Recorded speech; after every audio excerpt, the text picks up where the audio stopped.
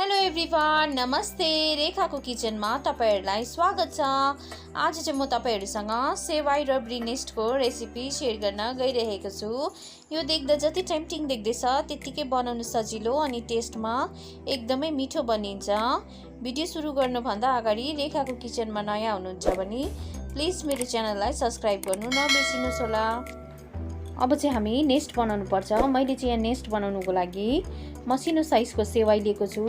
तपाईहरु ठुलो साइजको सेवाई पनि लिन सक्नुहुन्छ। म चाहिँ यसलाई क्रश गर्दैछु। हेर्नुस् त कस्तो सजिलैसँगले क्रश भइहाल्छ। यो चाहिँ हाम्रो सेवाई सबै बनिएर रेडी भइसकेको छ। अब चाहिँ म यसलाई रोस्ट गर्दैछु। रोस्ट चाहिँ बेसी गरिरहनु पर्दैन, यसको कलर चेन्ज हुन्जेलसम्म गर्नुभयो भने हुन्छ।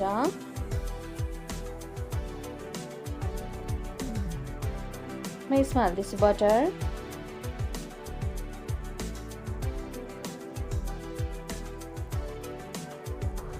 मिल्क मेड र बटरले चाहिँ नरम बनाउँछ। हामीले नेस्ट बाइन्डिङ गर्नु हामीलाई सजिलो हुन्छ।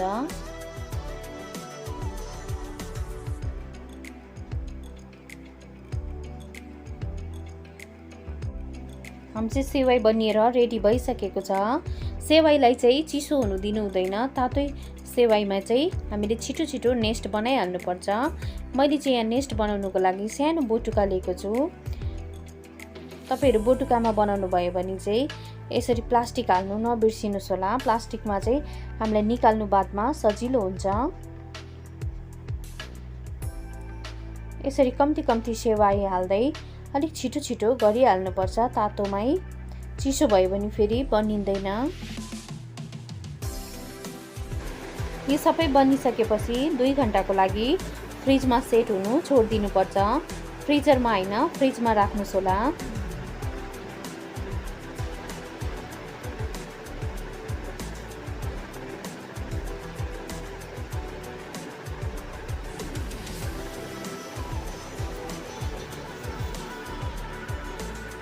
मेरो चाहिँ सबै नेस्ट बनिएर रेडी भइसकेको छ।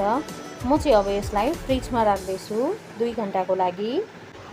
अब चाहिँ हामी रबडी बनाउनु पर्छ। रबडी बनाउनुको लागि चाहिँ मैले 2 चम्ची मिल्क मेड लिएको छु, 1 चम्ची कर्नफ्लोर, चिनी चाहिँ चम्चीले नाप्नु भयो भने यो 4 चम्ची जस्तो छ। दूध मैले 1.5 कप लिएको छु।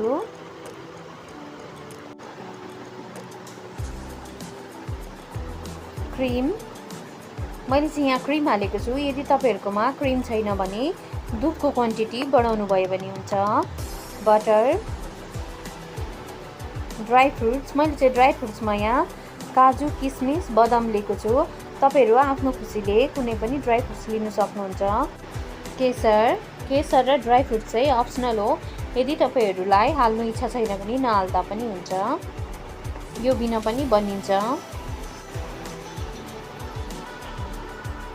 अलैँची मैले चाहिँ यहाँ सलिड अलैँची लिएको छु। यदि तपाईहरुकोमा पाउडर छ भने पाउडर पनि हाल्न सक्नुहुन्छ। अब चाहिँ म ग्यास अन गरेर यसलाई हाई फ्लेममा पकाउँदैछु। रबडी बनाउँदाखेरि चाहिँ यसरी चलाकै गर्नुपर्छ। साइडमा लागेको मलाईहरु जति चलाउँदै निकाल्नुहुन्छ त्यति हाम्रो रबडी टेस्टी बनिन्छ। बेसी टाइम पनि लाग्दैन। यसलाई 5 देखि 6 मिनेटसम्म हाई फ्लेममा यसरी चलाउँदै पकाउनु भयो भने पाकिहाल्छ। म चाहिँ अब त्यो अघि हालेको अलैँची निकाल्दैछु। यदि तपाई पाउडर हाल्नुभयो भने सजिलो हुन्छ, यसरी निकालिरहनु पर्दैन। मेरो चाहिँ रबडी बनिएर रेडी भइसकेको छ। अब चाहिँ हामी यसलाई एउटा बोलमा ट्रान्सफर गरेर यसलाई 2 घण्टाको लागि फ्रिजमा सेट हुनु छोड्दिनु पर्छ।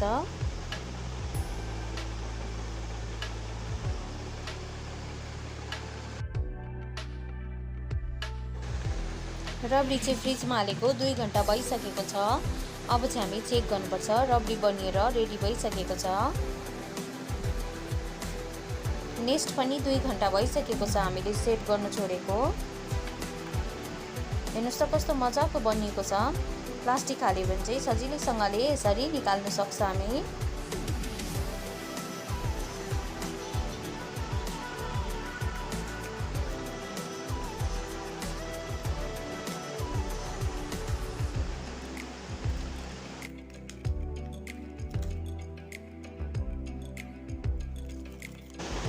अब चाहिँ हामी नेस्टमा रबरी फिल गर्नुपर्छ।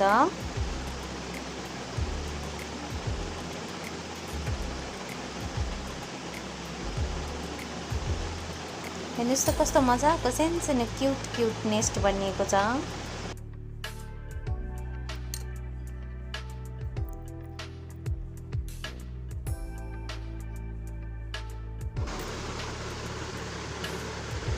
मैले चाहिँ यहाँ 2टा एक्स्ट्रा नेस्ट बनाएको थिएँ।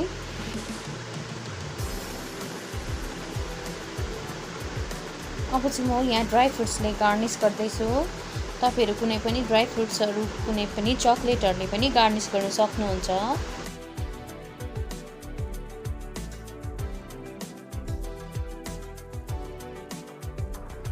यो सानो क्युट अन्डाहरु चाहिँ मैले बिस्किटले बनाएको हो। बिस्किटलाई चाहिँ मैले पाउडर बनाएर कम्ती दुध र मिल्क मेड हाल्दै डो बनाएर चाहिँ अन्डाको शेप दिएको हो। यो व्हाइट कलरको चाहिँ बिस्किटको व्हाइट पार्ट हो, अन्त ब्राउन कलरको चाहिँ बिस्किट नै हो, अनि रेड कलरको चाहिँ मैले व्हाइटलाई नै फुड कलर हालेर रेड बनाएको हो। यो बर्ड चाहिँ आर्टिफिशियल हो।